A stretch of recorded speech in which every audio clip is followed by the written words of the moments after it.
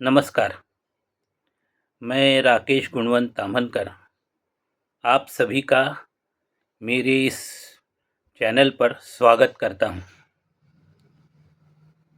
मित्रों, आज विजयादशमी है। बुराई पर अच्छाई की विजय का दिन है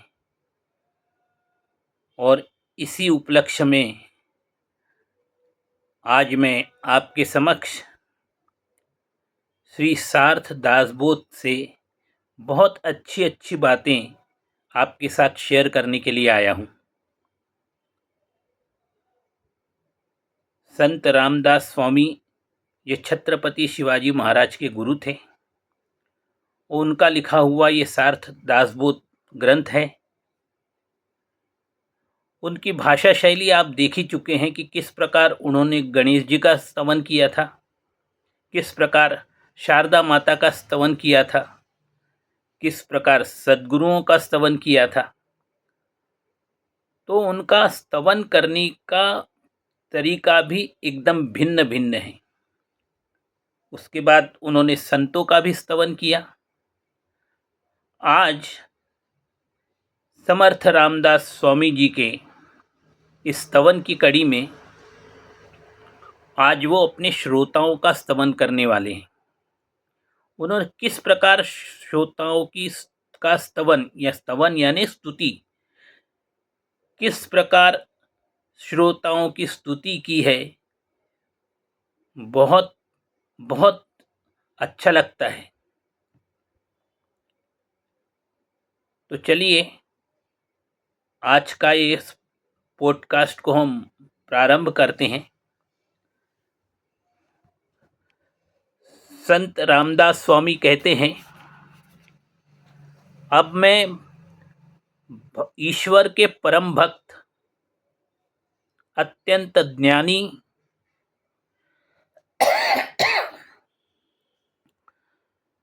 संतजन,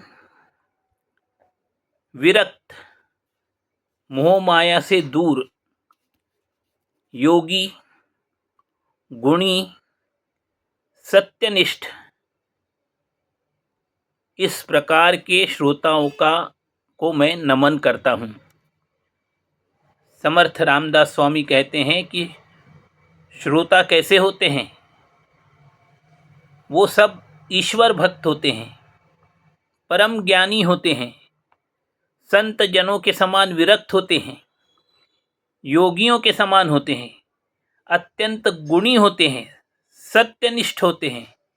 और इस प्रकार के ये जो श्रोता होते हैं, ऐसे श्रोताओं को मैं नमन करता हूँ यानी नमस्कार करता हूँ। श्रोता में कई श्रोता ऐसे होते हैं कि जिनमें सत्वगुण समुद्र के समान भरा हुआ होता है। कोई श्रोता महान बुद्धिमान होते हैं। कोई कोई श्रोताओं के पास शब्द रत्नों की खान होती है, यानी उनके पास शब्दों की कोई कमी नहीं रहती। उचित शब्दों का वो अत्यंत सुंदर रूप से उपयोग करते हैं। कुछ श्रोता अर्थ रूपी अमृत को भोगने वाले होते हैं। बहुत से श्रोता ऐसे भी होते हैं कि जो हमारे पुराणों में गूढ़ बातें कही गई हैं, उनको अर्थों को भी समझने वाले होते हैं।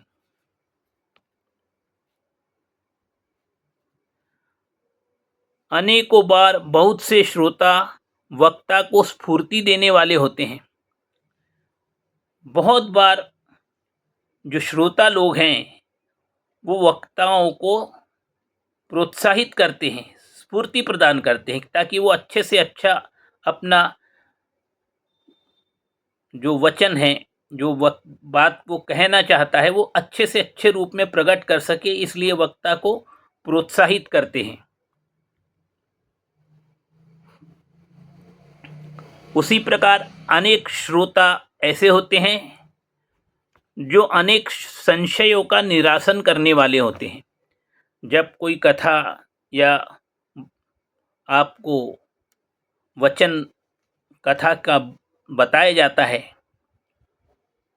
तो उसमें संशय जो उत्पन्न होता है, उस संशय को भी श्रोता लोग स्वयं ही दूर करने में समर्थ होते हैं। ऐसे भी श्रोता होते हैं जिनकी ग्रहण करने की शक्ति अत्यंत अफाट, बहुत ज़्यादा विशाल होती है। ऐसे श्रोताओं को देखकर ऐसा लगता है मानो वे ईश्वर के साक्षात अवतार स्वरूप हैं, अथवा स्वयं भगवान ही सभा में आकर बैठ गए हों। ऐसे भी श्रोता होते हैं कि जिनकी ग्रहण शक्ति, जो उनको प्रवचनों में, कथाओं में बताया जाता है, उनको वो तत्काल आत्मसात कर लेते हैं, और इस कारण ऐसे लगता है कि वो भगवान के अवतार हैं या स्वयं भगवान आकर कथा में शामिल हो गए हैं। कभी कभी श्रोताओं को देखकर ऐसा लगता है मानो शांत और सत्वस्थ ऐसे ऋषिवरों का समुदाय यहाँ बैठा हुआ है। कभी कभी श्रोताओं को देखकर ऐसा लगता है कि वो अत्यंत शांत, स्थिर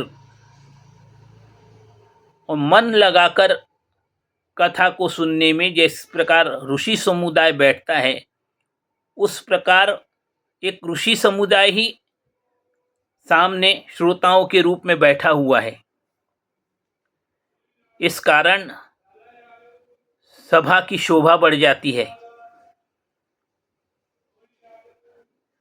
श्रोताओं के अंतःकरण में वेद रहस्य अंतर मन में चमकते रहता है। श्रोताओं के मन में वेदों का मर्म प्रकट हो रहा है। श्रोताओं के मुख में सरस्वती विराजमान है और वे ज्ञान चर्चा करने में लगे हुए हैं। श्रोताओं में आपस में भी जब कोई बात होती है तो किसी अत्यंत ज्ञान के ऊपर चर्चा वो करते हुए देखे जाते हैं, मानो देव गुरु बृहस्पति ही सामने बैठे हों। तो ऐसे श्रोता देवगुरु बृहस्पति के समान प्रतीत होते हैं। ये सारे श्रोता अग्नि के समान अत्यंत पवित्र मन से यहाँ आते हैं, तो वो अत्यंत पवित्र होते हैं।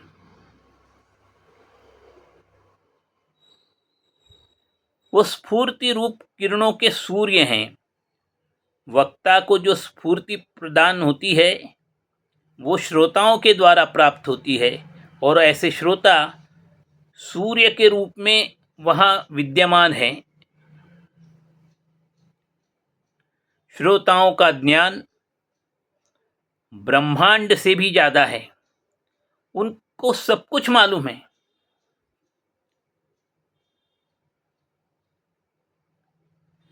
वे आत्मस्वरूपी अखंड जागृत रहते हैं। वो हमेशा जागृत अवस्था में ही आपको मिलेंगे। भूत, भविष्य और वर्तमान, वे तीनों काल को जानने वाले, सदा सर्वदा निराभिमानी और आत्मनिष्ठा में रहते हैं।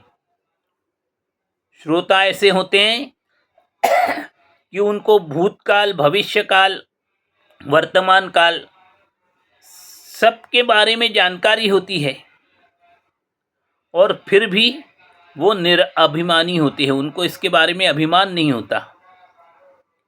वे आत्मनिष्ठा में रहते हैं। उनके दृष्टि से कुछ भी शेष बचा नहीं है। श्रोताओं की दृष्टि से कुछ भी बचा नहीं है। प्रत्येक पदार्थ का विचार उन्होंने अपने मन में पहले ही करके रखा है। प्रत्येक पदार्थ के बारे में उनको पूर्ण जानकारी है। जो कुछ भी बताने का मन में होता है वो सब कुछ वो पहले से ही जान लेते हैं। संत रामदास स्वामी कहते हैं कि अपनी कथा प्रवचन में मैं जो कुछ भी बताना चाहता हूँ, श्रोता लोग पहले से ही उसको जान लेते हैं। ऐसे सर्वगुण संपन्न श्रोताओं के समक्ष जानते हुए मैं क्या बोल सकता हूँ। ऐसे जो सर्वगुण संपन्न श्रोता लोग हैं, उनके सामने हम क्या बात कर सकते हैं, क्या आपको नया चीज बता सकते हैं।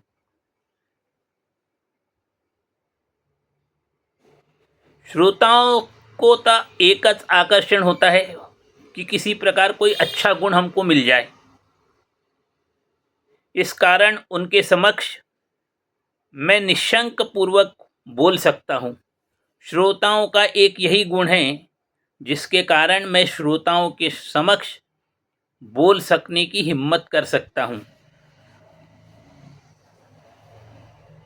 अत्यंत थोर व्यक्ति भी उत्तम वस्तुओं गुणों का संग्रह करते हैं। ऐसे अनेक थोर व्यक्ति होते हैं जो अनेक गुणों का संग्रह करते हैं। ऐसे भी लोग होते हैं कि सदैव पंच पकवानों का जो भोजन करने वाले होते हैं, उनका मन कभी कभी सादा भोजन करने की भी इच्छा हो जाती है।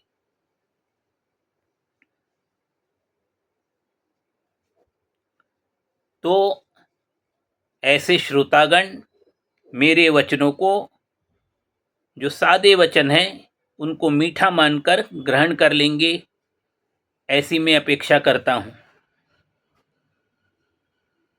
हम भगवान की पूजा करते हैं अपनी शक्ति सामर्थ्य के अनुसार। हमारे पास उपलब्ध सामग्री के अनुसार हम भगवान की पूजा करते हैं, परंतु पूजन सामग्री कम है, इसलिए हमें भगवान की पूजा नहीं करना चाहिए, ऐसा किसी भी ग्रंथ में लिखा नहीं है। यदि हमारे पास कुछ भी सामग्री नहीं है तो आप मानस पूजा भी कर सकते हो। मन ही मन भगवान की कल्पना कीजिए कि लड्डू गोपाल आपके समक्ष हैं। आप उनको आसन से बाहर निकालकर उनको नहलाइए,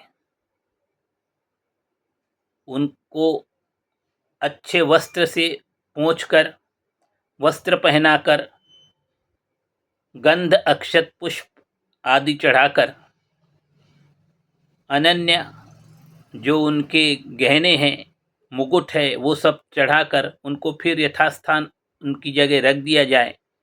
उनको पुष्प अर्पण किए जाएं, उनको मालाएं चढ़ाई जाएं, धूप दीप से उनकी आरती उतारी जाए, प्रसाद चढ़ाया जाए।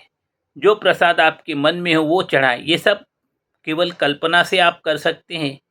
वो मानस पूजा भी भगवान के लिए, भगवान उसको स्वीकार कर लेते हैं।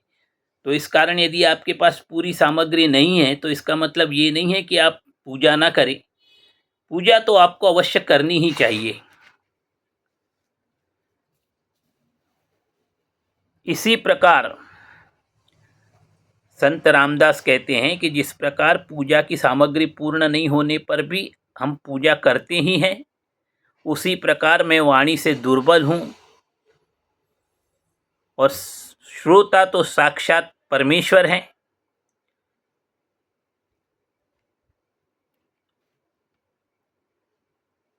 कुछ भी कहने वाला, मैं तो जो बात कहूँगा अल्पज्ञानी होने के कारण अपने ज्ञान के हिसाब से ही आपको बात बता पाऊंगा,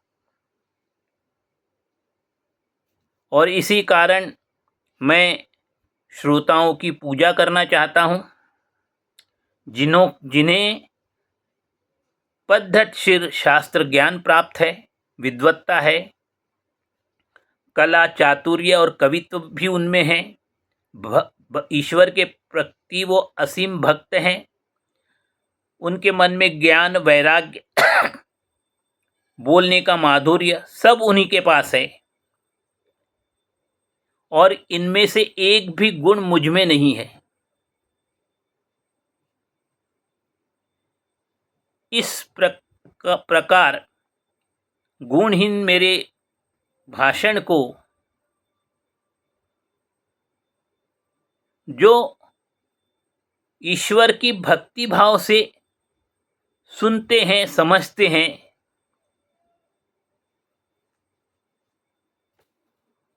ऐसे श्रोताओं को आप साक्षात जगदीश्वर की मूर्तिमान रूप मान सकते हैं। उनके सामने मेरी विद्वत्ता कितनी होगी। मैं तो निर्बुद्ध और मतिमंद हूँ, पर फिर भी आपसे बात करने का मैं प्रयास कर रहा हूँ। जग में किसी महान व्यक्ति का पुत्र मूर्ख हो तो पिता की पुण्याई का बल उसको प्राप्त हो जाता है। जैसे कोई महान व्यक्ति है तो उसने जो पुण्य अर्जित किया है, उस पुण्य के कारण उसके पुण्याई का फल उसके पुत्र को भी प्राप्त होता है, भले ही उसको पूरा ज्ञान ना हो।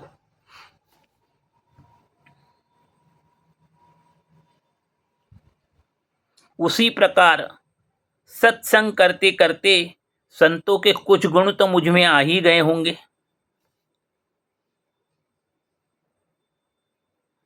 जिस प्रकार शेर और बाघ को देख के लोग डर जाते हैं, परंतु शेर और बाघ के बच्चे उन शेर और बाघों के सामने ही खेलते रहते, उनको डर नहीं लगता शेर और बाघ का। उसी प्रकार मैं भी संतों का एक पुत्र हूँ और इस कारण मैं आप लोगों के समक्ष आकर अपने कुछ वचन कहने के लिए आपके समक्ष आया हूँ। मुझ में मेरे बोलने में कुछ कमी भी हो सकती है, तो ये सारे श्रोता उसे स्वीकार कर लेंगे। ऐसी मुझे प्रार्थना करने की आवश्यकता भी नहीं है, ये मैं जानता हूँ, क्योंकि आप सभी श्रोता, सभी संतजनों का मैं पुत्र के समान हूँ। मेरे इस हेतु को समझकर आप जैसा चाहें वैसा कीजिए, ऐसा संत रामदास स्वामी कहते हैं। और ये एक अद्भुत उनका श्रोताओं की स्तुति करने का प्रकार है। उन्होंने सारे श्रोताओं के गुण इसमें बतला दिए हैं कि श्रोता कितने गुणवान होते हैं, और ऐसे श्रोताओं के सामने प्रवचन करने में अत्यंत आनंद का अनुभव होता है। तो आज इतना ही। जय जय रघुवीर समर्थ। आप सभी से नम्र निवेदन है कि कृपया मेरे इस चैनल को आप लाइक करें, सब्सक्राइब करें, अपने मित्रों को शेयर भी करें। और हाँ, आपको ये आज का पॉडकास्ट कैसे लगा, कमेंट बॉक्स में जाकर अपने कमेंट्स भी अवश्य दीजिए। एक बार फिर से मैं उन श्रोताओं को निवेदन करता हूँ जिन्होंने अब तक इस चैनल को सब्सक्राइब नहीं किया है, कृपया जल्द से जल्द इस चैनल को सब्सक्राइब करें। धन्यवाद।